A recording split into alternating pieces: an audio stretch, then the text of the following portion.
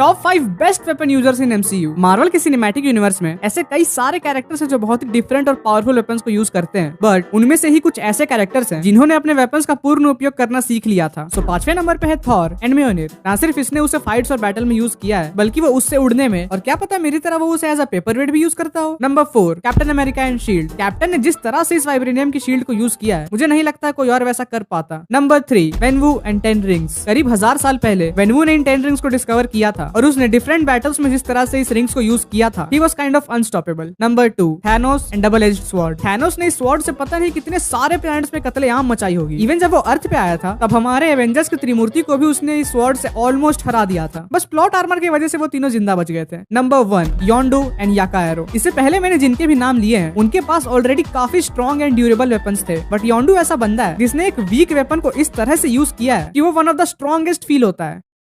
Marvel की सबसे खराब मूवीज। मार्वल नो डाउट काफी अच्छी एंटरटेनिंग मूवीज बनाता है, लेकिन कभी कभी अपनी फॉर्मूले में फिट करने के चक्कर में मार्वल की तरफ से भी काफी एवरेज मूवीज आई हैं। सो 5वें नंबर पे है थॉर द डार्क वर्ल्ड। ये मूवी बहुत सारी चीजों को एक साथ दिखानी चाह रही थी, जिसके चलते इसकी बिरयानी तो नहीं बनी, बट खिचड़ी बन गई। Number 4 iron man part 2। इस मूवी की problem Thor the dark world से बिल्कुल पोलर अपोजिट है। उसमें बहुत सारी चीजें हो रही थी और इसमें कुछ नहीं। Number 3 Ant Man and the Wasp. By no means ये बुरी पिक्चर है। इसे देखते वक्त ऐसा फील हो रहा था कि इसे बनाया ही गया है ताकि ये किसी भी तरह से एंड गेम से कनेक्ट हो जाए। Number 2 Captain Marvel. इस मूवी का भी same Ant Man and the Wasp वाला सीन है। ये मूवी अगर इन्फिनिटी वॉर के बाद ना आई होती तो कोई चांस ही नहीं था कि इसे इतने सारे लोग देखते हैं। एंड फाइनली नंबर 1 पे है, मुझे पता है इसके लिए मुझे काफी गाली पड़ने वाली है, इटर्नल्स। ऐसा लग रहा था ये मूवी एक डीप कॉन्सेप्ट को एक्सप्लोर करना चाह रही है, बट हाफ में उन्हें ये रियलाइज हुआ कि ओ इसे तो बच्चे भी देखने वाले हैं। बस वहीं से मूवी की डाउनहिल चालू। ये तो मेरी लिस्ट है, तो हो सकता है तुम इसे डिसएग्री भी करते होगे, और अगर करते हो तो कमेंट से बताओ कि तुम्हारे हिसाब से मार्वल के हफ्ते की सबसे वर्स्ट मूवी कौन सी है। Top 5 characters without super powers in MCU. Marvel के यूनिवर्स में ऐसे कई सारे सुपर हीरोज हैं जिनके पास ड्रग्स, इंसेक्ट्स या फिर सीधे भगवान से पावर्स मिली है। इवन कुछ तो खुद ही भगवान है, बट इनमें कुछ ऐसे कैरेक्टर्स हैं जो विदाउट स्पेशल सुपर पावर्स भी out of the box shine करते हैं। सो 5वें नंबर पे है हॉकाई। सिर्फ और सिर्फ मॉडिफाइड तीर कमान और इमेंस ट्रेनिंग के साथ ये बंदा सारे बड़े बड़े वॉर्स में इन्वॉल्व हो चुका है। एंड उससे बड़ी बात तो ये है कि इन्वॉल्व होने के बावजूद ये अभी तक जिंदा है। Number 4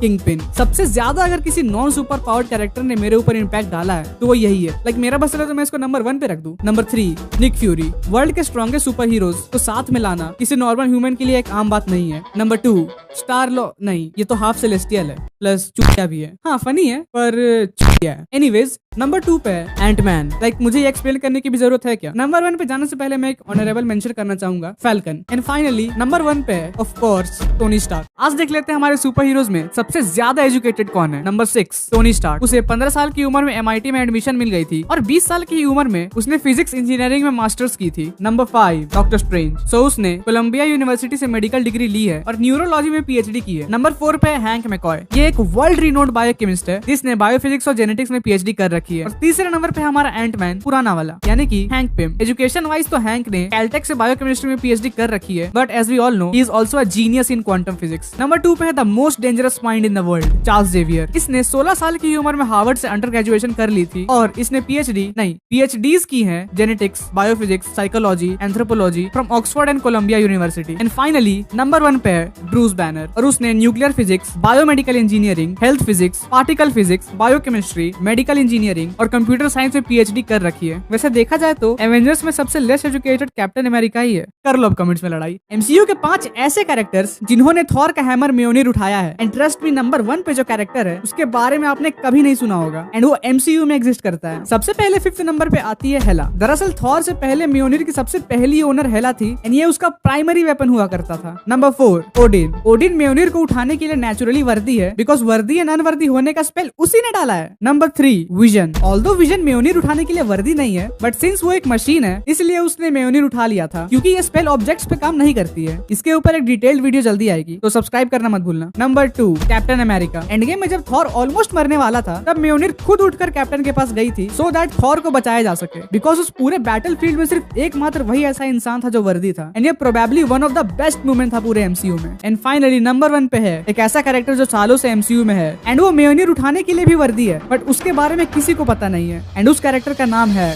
Thor. चूना लगा दिया।